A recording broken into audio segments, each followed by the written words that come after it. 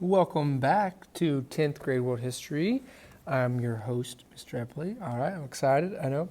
And if you remember there, we're going to pick up where we talked about yesterday, talking about the American Revolution. And we talked about George Washington, leader of the troops, Battle of Saratoga, the turning point in the war. We talked about the Bill of Rights, those first 10 amendments to the Constitution. Talk about the fact that they declared war July 4th, 1776 was the Declaration of Independence, not necessarily a declaration of war. And spoke about all those things with America. But today, jumping into the French side of things. And hopefully you got done with your activity, 16.1 there. We're jumping to 16.2 today, right now. And just some background on it. We skipped over these couple chapters, but one of the big things that influences France right now, you see on page 344 is where we're at, by the way, was the Enlightenment. You had two big guys, Jean-Jacques Rousseau, sweet name to say, by the way, Jean-Jacques Rousseau, and Voltaire. And both these guys were responsible for this Enlightenment movement. It was almost kind of like a mini Renaissance. I mean, it was, let's get back to learning, let's get back to focusing on man, okay, that sort of thing. And this sets a good hold in France. There's a lot of people that start to jump on that, if you will, or be with it. And what people start to see is the fact that the French government is not doing enough for them. In fact, and we'll get to it in just a second on the next page, but the French society is broken into three groups of people: the first estate, the second estate, and the third estate. The first estate was the clergy. Some people put the nobility in that class as well. The clergy being the church leaders, the church officials, the Pope, and all of his people there. Not necessarily the Pope, but the bishops and all those there in France. The second group of people was the nobility, the rich folks, all right? The people that had all the money, the land-holding folks. That was a big deal because there were still some remnants of feudalism left. I mean, obviously not like it was, but still some remnants. Then the third estate was just the everyday common man, all right, everybody else. Now, when you're talking about percentage-wise, you're talking about out of the 100% of the people that lived in France, 98% was in the third estate. 98% was in that one estate. The other 2% comprised the top two classes. And that's all well and good. That's fine, right? That's what it is. In most parts of the world, right? In America even, there are the top 1%. You hear that all the time, right? And they hold a huge amount of wealth compared to everybody else and whatever it is there, right? Wealth is not equally distributed unless you're in socialism, right? And we're not in socialism yet, all right? Not yet. President Trump has promised that he will never put us in a socialist state. Whatever. We'll see how the old coronavirus does for us because he's talking about shelling money out, redistributing wealth. That's socialism. But whatever your definition of socialism is, that's kind of where all this varies, okay? Anyway, where was I going with that? Oh, yes. There is going to be a difference in people, right? There's the top 1% is a small group of people, and they own a lot of wealth. And that's how it was in France. The problem was the 98%, the third estate, had a majority of the tax burden put on them. In fact, large in a way, they were the only group of people that were taxed. But they were the poor people. So here you have the lowest rung of society. They are the ones with the heaviest tax burden on them. In fact, the nobility, the king, the rich, the clergy, they would tax the people so much that they wouldn't have to pay any taxes. Or if they were made to pay taxes, then they would just try to get out of it or get around it, or they would buy it off or whatever, to the point where they didn't pay the taxes whatsoever.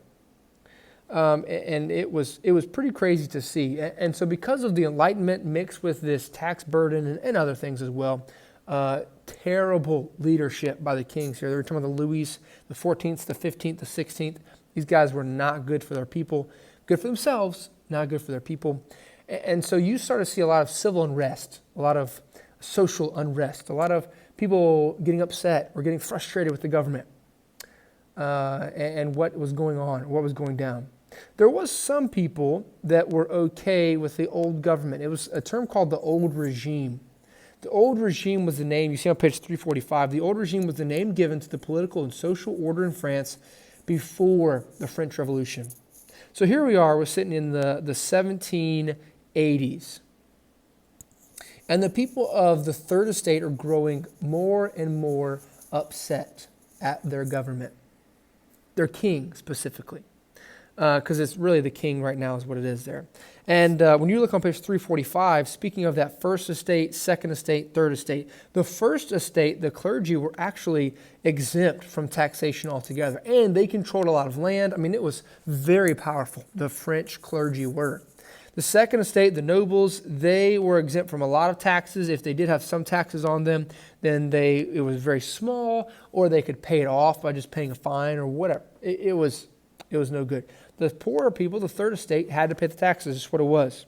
And you can see some of the things. Take a look at some of the obligations, the feudal obligations that still existed in France. Here we are, 1780s. Here. You can see on page 345, take a look there. It talks about they had to pay an annual fee to the noble who owned the land. They had to pay a fee to the former owner when the land changed hands. Had to pay a fee for the use of mills, ovens, wine presses, even though they didn't use them. I mean, they had to pay for it anyway. But a ton of just late things. Also, another thing I want you to note, page 345 there, you see that graph of the population of France. The First Estate, the clergy, about 120,000 in France.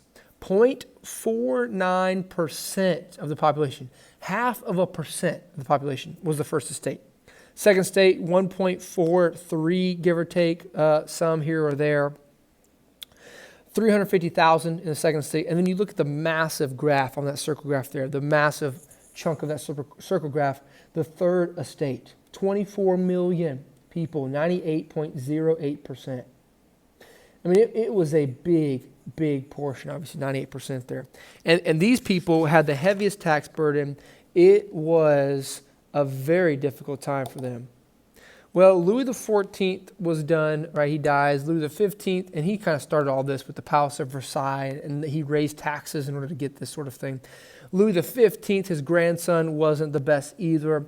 So what you started to see was when Louis XVI took over, and really even during Louis XV's time and Louis XIV's time, you saw a huge unbalanced tax system. As you can see, there's some terms you have on your study guide, also some terms here.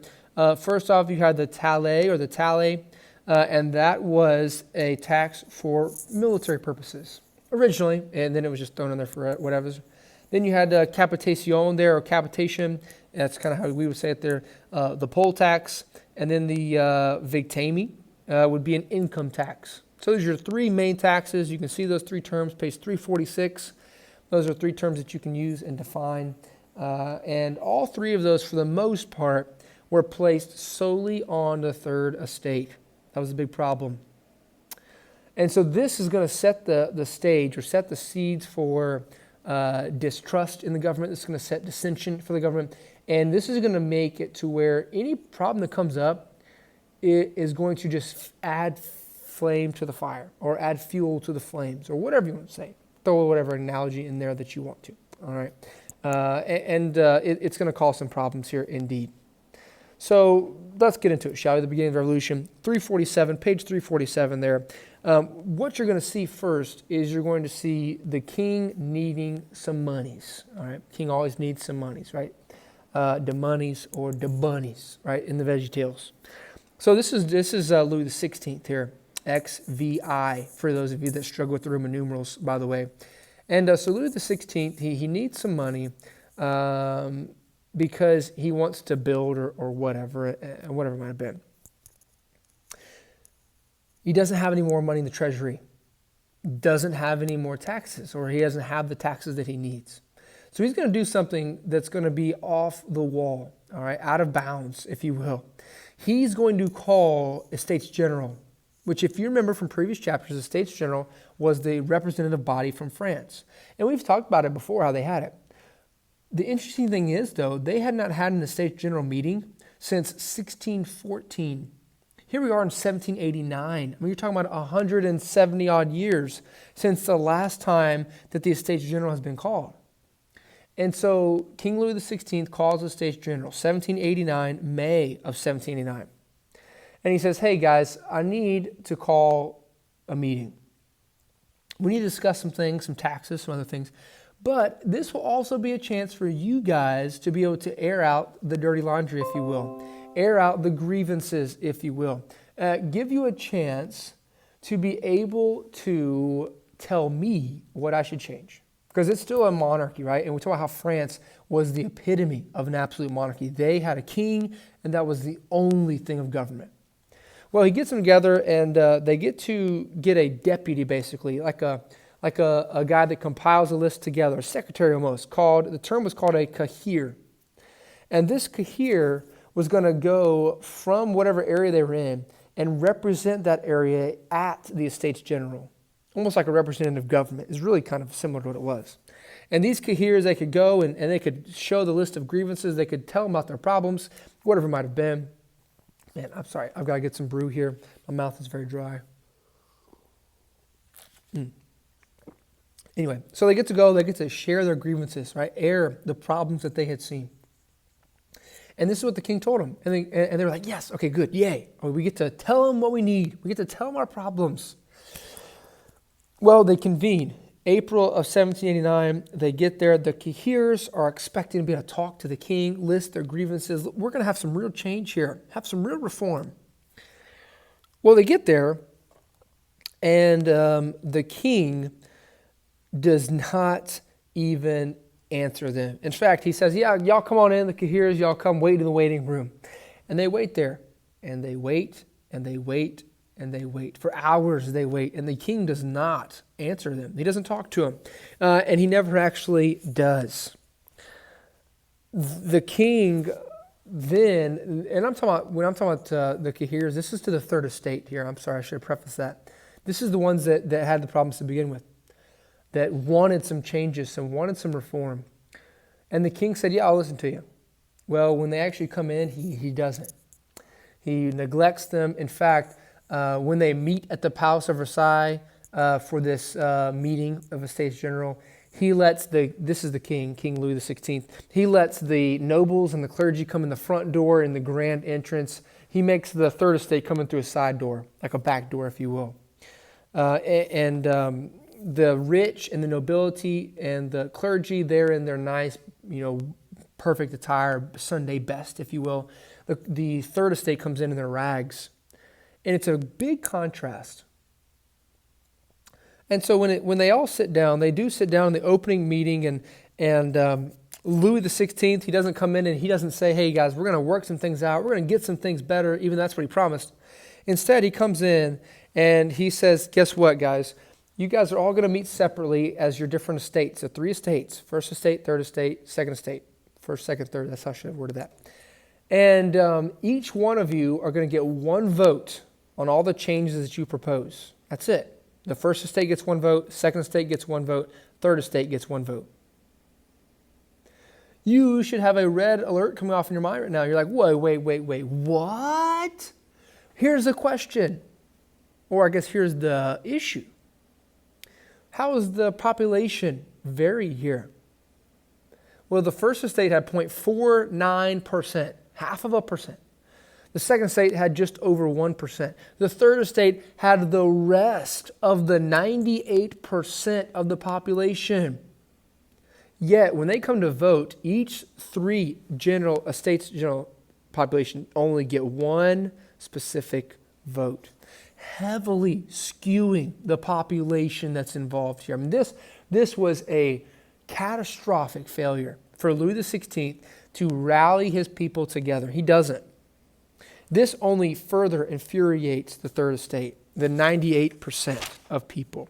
And they get to where they're like, this is terrible, right? We need more people. We need more deputies, if you will. It was sad to see indeed. They said each of you are only going to get 1 vote. That's it. Well, the third estate come to the king and say, listen, we've got to get some changes here. This is a problem. The king says, no. All right, y'all can just go ahead and go back. All right, go back to your delegation.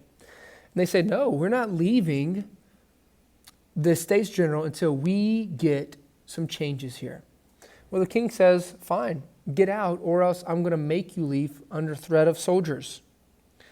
They're like, what? And they're like, okay, fine, we'll leave. We'll come back tomorrow. The king says, all right. So they come back tomorrow, the next day, and come to find out, the doors to the Estates General are locked. The king doesn't even let them back in. And they say, okay, fine. So they go to a nearby tennis court, an indoor tennis court. They're very fancy in France, fancy way. And these Third Estate members, these representations, these cahiers, meet up. They fill up this tennis court and they make an oath called the tennis court oath.